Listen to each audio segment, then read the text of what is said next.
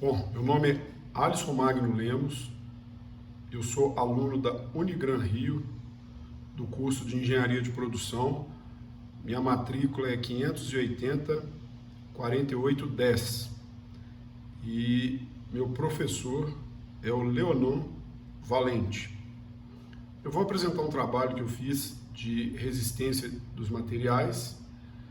Ele compreende as unidades 1 a 4, né, e vamos tratar aqui de estruturas para poder identificar algumas forças de tração, compressão e cisalhamento. Bom, o nosso sumário ele é composto por introdução, desenvolvimento e a conclusão do trabalho.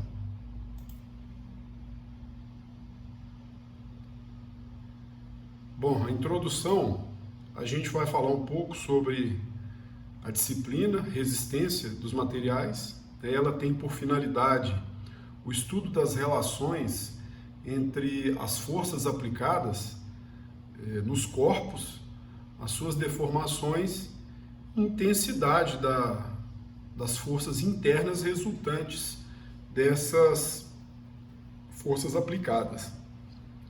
Nas unidades 1 a 4, nós tivemos informações relacionadas ao comportamento mecânico dos corpos, tensões, deformações, em função dos esforços recebidos. A importância desse estudo nas engenharias, ela se deve principalmente a inúmeras demandas de análise relacionadas aos processos e que datam aos primórdios das construções e os processos de industrialização no mundo. O foco do trabalho é a gente fazer análises e utilizações dos conceitos, fazendo uso aí de sistemas treliçados, né, que possuem ampla utilização no mundo atual. Nós vamos utilizar de exemplos de treliças para poder demonstrar o comportamento mecânico e de algumas forças. O sistema de treliça é de fácil compreensão, né, e serve para exemplificar aí as forças atuantes, né, bem como as tensões resultantes. A nossa intenção é destacar alguns conceitos básicos e exemplos sobre tensão, deformação, comportamento mecânico, mas principalmente aí sobre os tipos de esforços. Bom, o desenvolvimento do trabalho,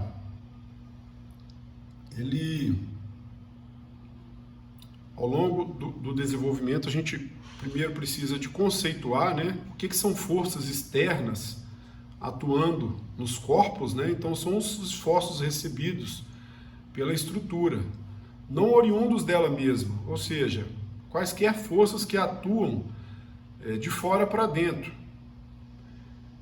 E as forças internas são os esforços de reação a eventuais forças externas, né, a fim de responder e resistir a esses esforços externos.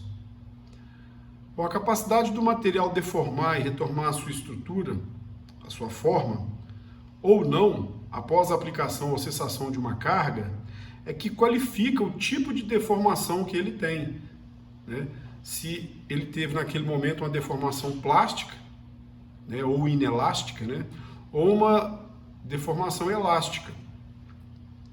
Cada material tem a sua curva de deformação, né, em função das características de sua estrutura cristalina. Então, alguns materiais eles se deformam com menores esforços e outros materiais eles se deformam com maiores esforços. Os esforços de tração eles são solicitações que tendem a alongar o corpo, né, no sentido reto da ação da força, né? E por sua vez os esforços de compressão é o contrário, eles tendem a encurtar o corpo, né, igualmente no sentido reto da força exercida, né? O esforço de flexão, esse faz com que a deformação ocorra perpendicularmente ao eixo do corpo, né, e paralelo à força atuante. É aquele esforço que gera aquela flambagem, por exemplo, né, em em perfis metálicos muito longos, a gente consegue perceber, né? Torção é uma deformação de um corpo, quando os planos vizinhos desse corpo recebem, cada um deles, num sentido diferente, né, um deslocamento angular. E por fim, o cisalhamento ele é um tipo de solicitação que tende a deslocar de forma paralela, mas em sentido oposto, né, duas seções de um corpo. Então ele dá aquele efeito cortante, né, a força cortante. Bom, vamos falar então das treliças, né, que a gente vai utilizar para demonstrar aí essas forças, né, esses conceitos. Então as treliças, elas são estruturas compostas por barras retas, né, unidas entre si por nós, que são articulações, e normalmente gerando formatos triangulares, né? Essas estruturas, elas são capazes de absorver esforços de flexão através da decomposição em esforços internos de tração e compressão, né? Ela decompõe essas cargas, né, na sua estrutura e converte esse esforço de flexão em vários esforços de tração e compressão. E por conferir muita rigidez, elas são substitutas de vigas de alma cheia de concreto, por exemplo, né? E os materiais que acabam mais sendo utilizados aí são o aço e a madeira.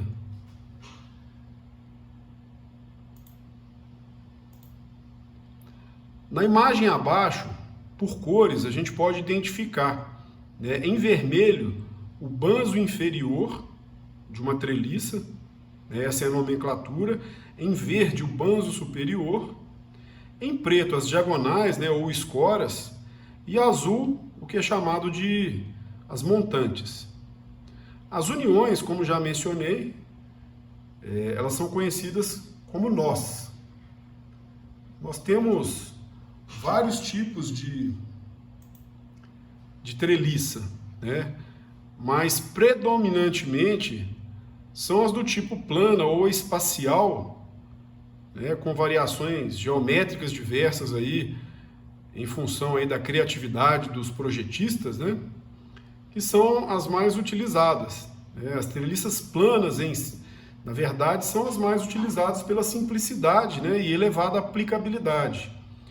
Então a gente vê aí embaixo na figura um galpão, né, muito comum a gente ver em casas de madeira a utilização de treliças planas. E aí à direita, né, uma treliça do tipo espacial. Essa é uma fotografia feita no aeroporto de Brasília, né, e elas possuem um formato mais tridimensional, né? Você consegue observar um formato volumétrico aí, gerado por triângulos, né? Bom, e os esforços dessa treliça plana, né, eles são demonstrados nessa figurinha aí abaixo, de uma forma ilustrativa para a gente compreender, né? Eles têm predominantemente a tração na sua parte inferior. Então a gente observa nesse local aqui, né, esforços de tração, e no meio e na parte superior aqui são esforços de compressão, né, entre os nós. Então isso aqui é a decomposição da carga adicionada em cima dessa treliça, né? Bom, além desses esforços de tração e compressão, cabe lembrar que essas estruturas elas são unidas por nós, igual eu já falei. E esses nós, eles recebem os esforços de cisalhamento, por serem, em linhas gerais, né, uniões aparafusadas. Então, cada nó de uma treliça tem mais ou menos esse formato, né, e eles são fixados por parafusos em sua maior parte. Existem ocasiões que são soldados, mas em sua maior parte eles são aparafusados, né? Esses parafusos, né, eles recebem o esforço de cisalhamento. Como eu disse lá no início, né, é um esforço plano em direções opostas, né, e que atua sobre a seção desse parafuso. Bom, e aí eu vou falar como que a gente dimensiona, por exemplo, né, um componente estrutural. Então, através de projetos e cálculos pertinentes, é que são dimensionadas as estruturas para a construção de uma treliça. As forças de tração, compressão, cisalhamento, por exemplo, elas são calculadas com base em cargas recebidas e a partir daí as estruturas são dimensionadas. Então pode ser uma treliça para suportar num formato de ponte, né, para suportar veículos, pode ser uma treliça no formato de telhado, e aí recebe o peso das telhas, mais as cargas de vento, enfim. Pode ser uma treliça espacial, volumétrica, como por exemplo a lança de um guindaste, né? Mas enfim, o fato é que vários softwares de projeto, né, bem como os especialistas calculistas, eles desempenham essa função. Portanto, eu vou demonstrar aqui, de maneira simplificada, né, a compreensão que eu tive de uma parte aí do estudo, né, através de um exemplo.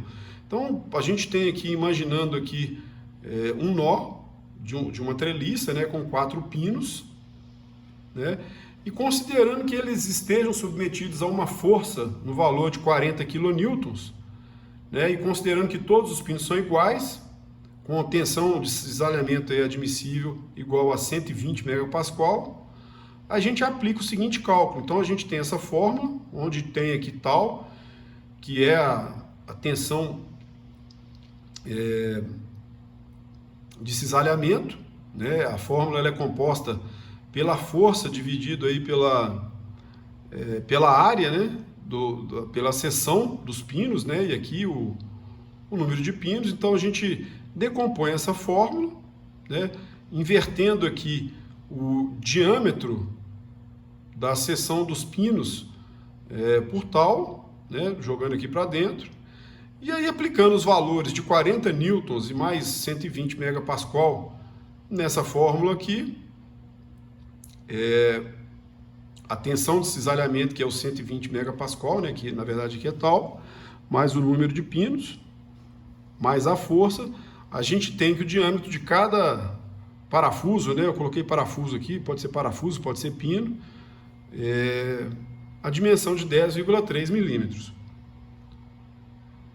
Bom, a conclusão que a gente tira, né, desse estudo, dessas unidades de 1 a 4, né, é que elas nos mostram a importância dos conhecimentos das forças resultantes e atuantes obtidas, né, quando se imprime cargas externas nos corpos, né, e a gente tem também a compreensão do comportamento desses corpos e forças exercidas, né, e a utilização desses dados, como são fundamentais para o dimensionamento dos componentes utilizados nas construções e indústrias.